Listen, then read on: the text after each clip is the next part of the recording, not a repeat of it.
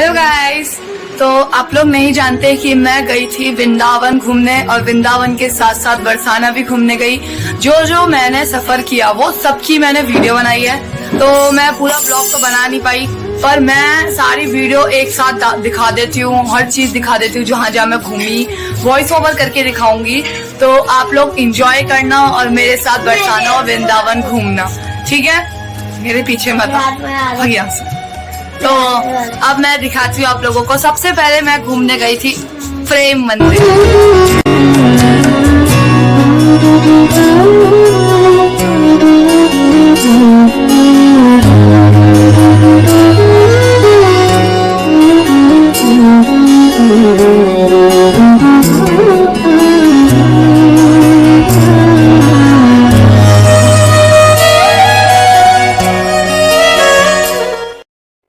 तो हम लोग तो मंदिर के अंदर एंटर कर चुके हैं और रात में मंदिर इतना सुंदर लगता है ना। प्रेम मंदिर जितनी तारीफ करो उतनी कम है, हर जगह लाइटिंग।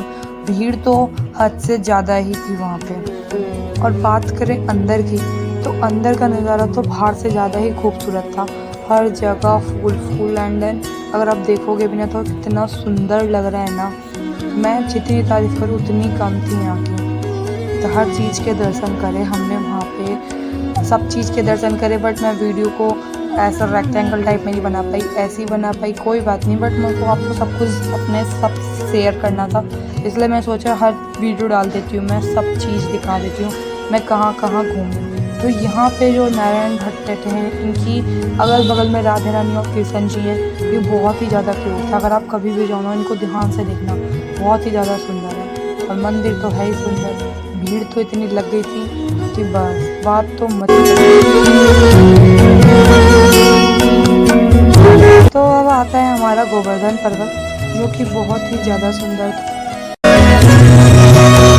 फिर आ गए हमारे कृष्ण जी गोपियों के साथ रास करते हुए, रासलीला रचाते हुए।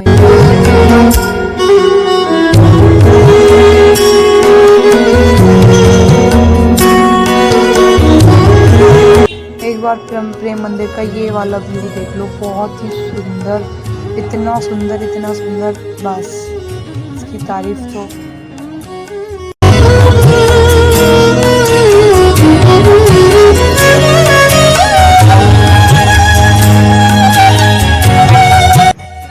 हम लोग निकल लिए प्रेमानंद महाराज जी के दर्शन के लिए। तैयार होके हमने एक रूम लिया था, वहाँ पे हम लोग एकदम फ्रेश होके निकल लिए उनके दर्शन के लिए। रात में बहुत ही भीड़ थी, देखिए आप सब।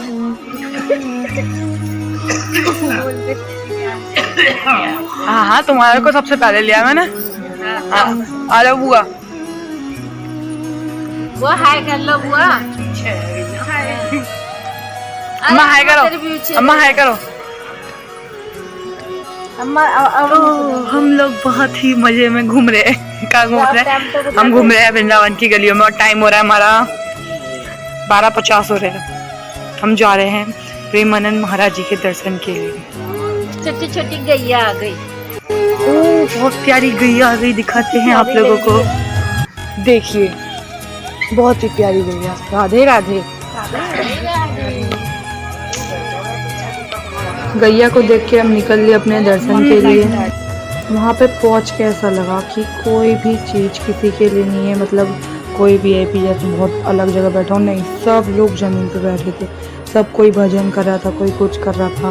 वहाँ पे अपने अपने भाव सब कर रहे थे। हम लोगों ने भी भजन किया वहाँ बैठ के।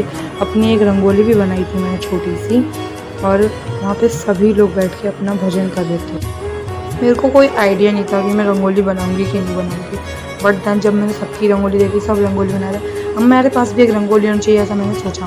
तो मैंने वहाँ पे एक छोटी सी प्यारी सी रंगोली बनाई, क्योंकि टाइम मिला तो मैंने जल्दी एक रंगोली बना ही दी। देख सकते हो मेरी रंगोली बनके तैयार है। बहुत ही प्यारी क्यूट सी रंगोली बन चुकी है।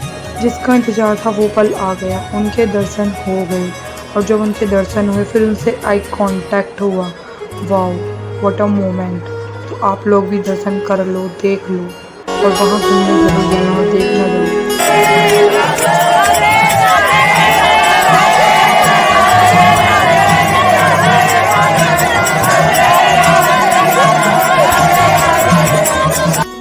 उनके दर्शन करने के बाद उनका सत्संग होता है, लेकिन वो हमें वहाँ पे नींद आने लगी थी तो हम चले गए।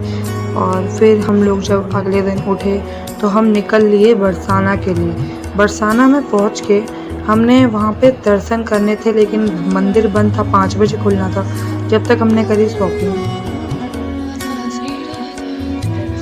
यार कितने प्यारे लग रहे हैं, इनको देखियो यार, इनकी आंखें दोनों जुड़ेंगे। हटे हटे, ये वाले देखियो, वो देख जो बैठे हुए हैं, सबकी आंखें यार सच्ची लग रही हैं। मतलब वहाँ ऐसा था, जब हम देखने गए थे शॉपिंग में, वहाँ पे ऐसे राधा कृष्ण जी बैठे हुए थे, उन्हें देख के बहुत ही अच्छा लग रहा था। ऐसे ही नहीं, हमें बहुत प्यारे दर्शन हो गए। राधा रानी की कृपा थी जो हमें एक अंकल से मिलवाया, उन्होंने हमें सब चीज़ के बारे में बताया, वरना हम तो राधा रानी मंदिर घूमते और आ जाते, पर हमें इतने प्यारे दर्शन हुए तो बस एक अंकल की वजह से।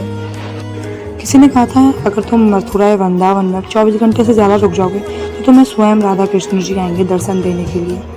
मैं तो बस इतना कहूँगी कि कान्हा जी की कृपा से हमें इतने अच्छे दर्शन हुए, कान्हा जी की वजह से ये अंकल हमें मिले। उन अंकल का धन्यवाद जिन्होंने हमें इतने अच्छे दर्शन कराए। राधा कृष्ण जी चाहते थे हम सारी चीज़ के दर्शन करें, वरना हम राधा रानी मंदिर घूम के ही आ जाते, लेकिन कान्हा जी चाहते थे तो हमें सब चीज़ के दर्शन। बरसाना में हम सबसे पहले घूमे साकरी खोर, जो कि हमें उसके बारे में पता नहीं था, हमें अंकल ने बताया, और एक पंडित जी भी मिले जिन्होंने हमें इसके बारे में। कह रही हैं ठाकुर जी से कि दान दान कर राखे मोहन नादे दर्जी खिलती, और छाछ हमारी योग की वे तो टहल करे सब, जो घर में सब दिन काम करता है।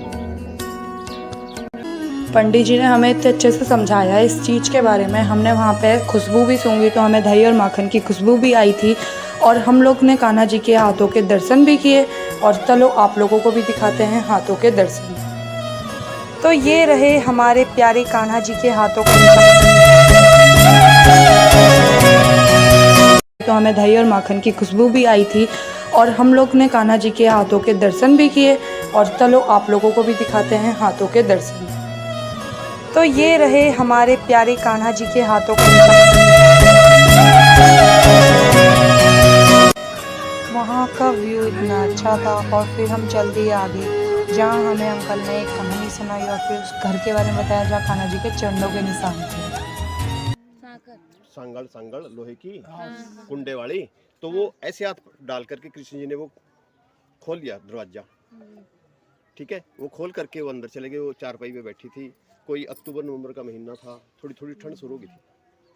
पूत बहू अंदर सो रहे थे, वो बाहर थी, तो ठाकुर जी को पछाण लिया उन्होंने, पगड़ी बांध दी हुई, और उसको ना ऐसे मिली मिली करी बुढ़िया को। तो माता जी कैसे हो? कब बेटा ठीक हो? पछाणा, कब छान लिया, अच्छी तरह चुंबन किया उनका, कब मेरा जीवन। तो ऐसे जमीन पे पैर लटका करके बैठे थे, वो चरण के चिन्ह वहाँ पे छोड़ के गए हैं। दूसरा, फिर कहा जी मेरे लिए क्या आज्ञा है? कहा मुझे भूख लगी है।